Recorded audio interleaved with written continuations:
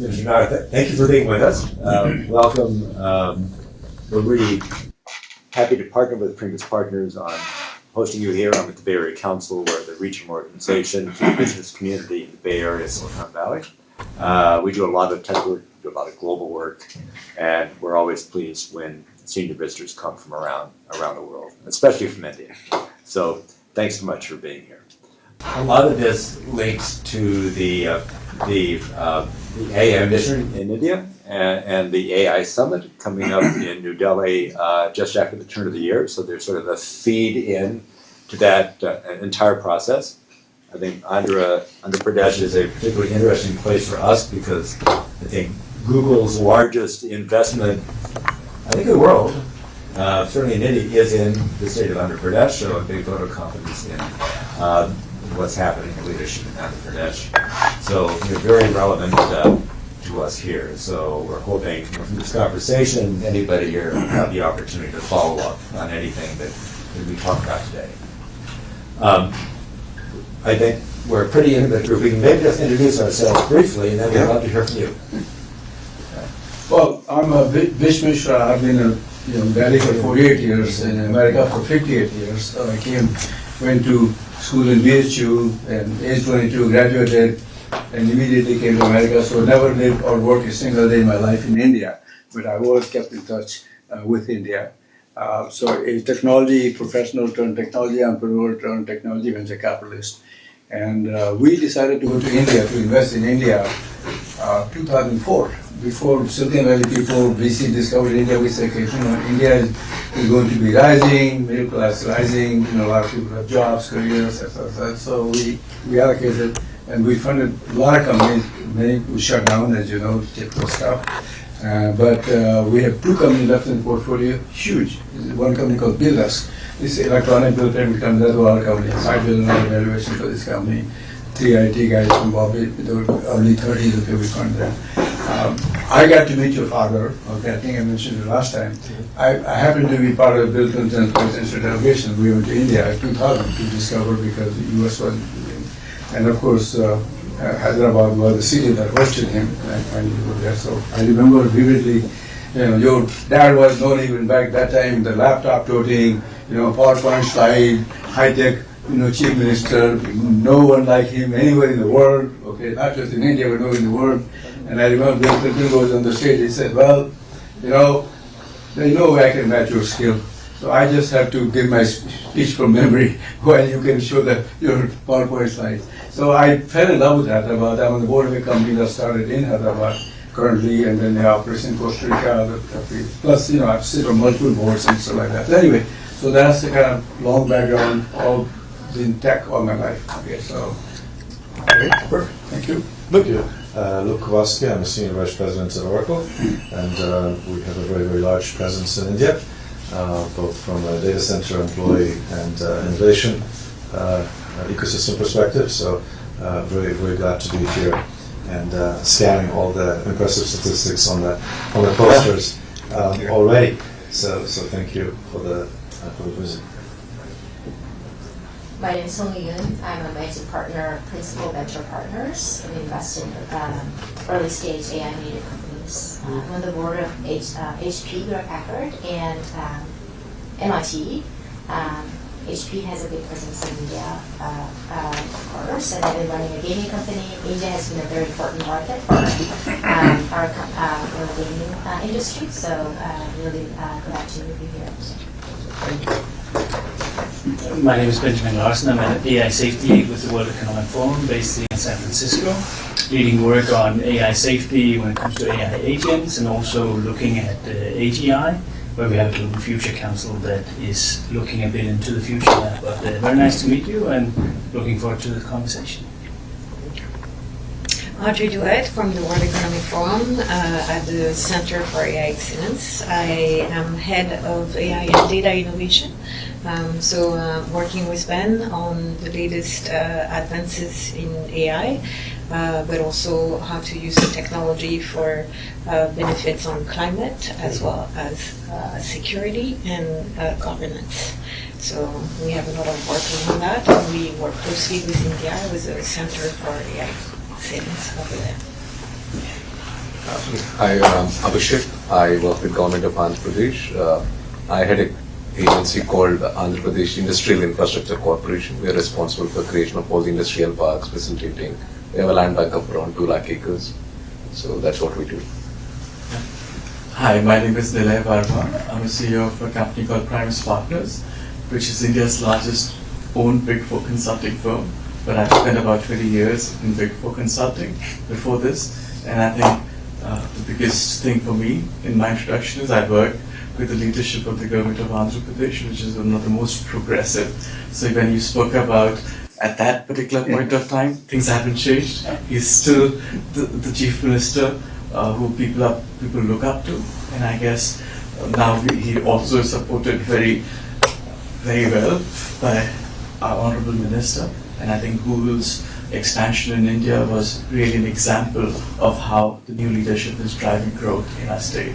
And we're really looking forward for today's conversation because the honorable minister has always said we need to learn how it's not about just data centers, but how the ecosystem is to be developed. And really looking forward to your inputs and thoughts. So I'm Lokesh Nara. I'm the Minister for Human Resource Development, IT Electronics, Real-Time Governance. So it's three ministries under me. A little bit of my background, I did my bachelor's at Carnegie Mellon, worked at the World Bank for 2 years, again in e-governance. No surprises there, and then 2 years at Stanford MBA. I went back to the family business for about 5 years, till my wife, who's also Stanford MBA, decided to come back and kick me out of the business. Ended up in politics, so I've been in a full-time politician now for almost 13 years. So, I mean, Andhra Pradesh, the state that I represent, is one of the youngest states in India. We are about a $180 billion economy, aspiring to be a $2.4 trillion economy. That means we need to grow at a CAGR of 15% year on year. And the way we've approached this growth is a clusterization. So we've chosen roughly about 20 subjects or clusters that we believe we should focus on. Automotive, renewable energy, electronics, compressed biogas, ports, aqua, all the way up to, of course, AI, data city, and the whole ecosystem. But what excites me in these clusters is the vertical and horizontal integration. So how do I capture the entire value of the ecosystem? So an example would be is, let's take a mobile phone, right? I mean, what are all the components that go into a mobile phone? And now those components is what I call are the verticals, and who are all the guys who make them? How do we put this together? The horizontal is again my education portfolio. Education, skilling, testing, and certification. So this is the approach that we've taken as a state. So to give you a few numbers out, 9% of Kia's global manufacturing comes out of my state. About 50% of India's air conditioning is made in my state. And with the 3 new deals done, we'll be at 70% in about 24 months. Renewable energy, we are among the top 5 in the country. So now we want to be either 1, if not 2, in the sectors that we operate in. So this is in automotive, drones, space. We're doing this in electronics manufacturing. We're doing this in medical devices, pharma, chemical, IT, of course, IT services, the entire data city. So that's been a very regimented approach in the way we believe that clusters have to be built out, and that's what makes, again, Andhra Pradesh very unique. The other thing is 3 clear reasons why Andhra Pradesh is, with all humility, able to do it better than my peers. One is we have a leadership which is proven. Mr. Naidu is a proven track record. This is his 4th term, but backed by a very young team. 50% of our legislatures are first-timers. 17 out of the 25 ministers are first-timers. So I'm a second-time minister, so I'm actually one of the more senior ones in this cabinet. So that gives you an understanding of the passion and energy that we bring to the table. The second reason is speed of doing business. So what other states cannot deliver and what we deliver is speed, and on a consistent basis. So we track each and every MOU that we do. There's a proper rigorous process around it. Abhishek and his colleague Saikan both had that initiative. Everything is tracked, ensure that they're grounded, and it's a smooth journey together. Investments over a certain number, get a WhatsApp group, and I'm on the group, and I follow up on things. So I'm on close to now 30 groups, and we have a mechanism to follow. And there are a lot of Indian business houses which are diversified. They invest across sectors. So I actually have a briefing document which gets updated on a weekly basis that I send to the promoter of those companies saying, here's the update on your projects, including the Tatas, Adanis, Ambanis of the world, right? That's the way we work. So we bring in tremendous amount of professionalism. Just to give you a few numbers, 16 months from the day I had the first Zoom call with Aditya Mittal, we're going to break ground on India's largest steel plant. 16 months. We finished the environmental clearances, the hearings are done, land is being given, R&R is happening. Next month, January, we will break ground. So that's 16 months. The conversation with Google is about 13 months. Vikas and I agreed 12 months, we took a month more. 13 months done, we announced it. We're going to break the ground around March next year, after the budget is done. So Cognizant is doing one of the largest centers in my state. Conversation with Ravi happened in Jan at Davos, and we're breaking ground on 12th of this month. So pace at which we're able to get things done that India has not seen, and that positions ourselves quite well. The third reason is what I call double-engine bullet train. In India, we have this term called double-engine sarkar, that is double-engine government. It's the same party at the federal level and at the state level. It brings in greater alignment. We're Democrats at the president, and the governor has greater alignment, or vice versa. Trump would like it vice versa. So we have that. But what we have is, though we are a regional political establishment, we play a very important role in the federal dispensation.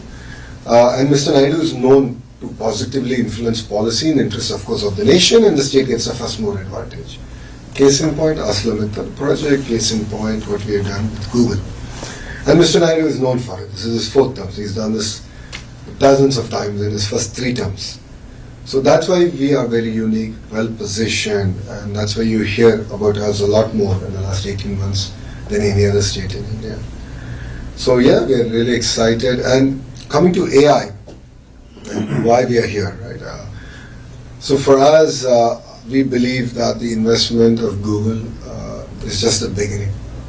I believe it's a catalyst. Today we spent almost 2 hours with the leadership team of Google to look at how can we now leverage upon it. Of course, I want to create more jobs. How do I look at the manufacturing, the build out? You will have to replace all the servers. There's the end of life. How do you do manufacturing? So all that is my vertical bit. But a horizontal bit is how do I prepare my workforce? So how do I embrace AI? There's no point of resisting it. Change is inevitable. So how do I revamp my curriculum? How do I create cutting edge research happening? This is the kind of approach that we're taking. And my chief minister has this vision of one family, one AI. So can each family member create a use case and how they should use the AI to improve their lives or learn or improve learning outcomes. So think about it from a farmer. Think about it from skill census. So it's a very wacky project that we're doing, which I think we'll present it at the AI Summit in Feb. Imagine we'll be able to assess skills across trades using conversational AI. It's a very powerful thing. So Mr. Naidu made this electoral promise that we'll do skill census, and then of course he left it to youngsters like me to figure out how to do it. I did it in the traditional way, and rest assured we fell flat. Then we discovered this entire conversational AI piece where we can assess from an AC repair lift operator to an AI engineer and do an assessment on where they actually are. So this is the kind of work that I believe AI can fundamentally transform and enable governments to do better delivery. So that's what sets us apart, and that's what makes it very exciting from an Andhra's perspective, from an India's perspective. 1.6 billion population, youngest demographics nowhere else in the world. So we have a role to play in this entire AI revolution as a nation, and I believe as a state we will be well positioned to lead it from the front. From a data center capacity, our vision is 6 gigawatts, and what you will be seeing is all this to be construction started in the next 12 months. All in the entire 6 gigawatts. So that's the pace at which we are now working. And that's what makes it very exciting. So, India that you've heard, you've known, is very different from India today. Every state is competing, every state is hungry. We were cribbing that we lost a deal to my neighboring state today on the way driving to this meeting. So that we bring a lot of passion and competitive spirit, and I believe that it's a new India. And under the leadership of our Prime Minister, right, and in his third term, I think we are in that cusp of amazing transformation. Thank you.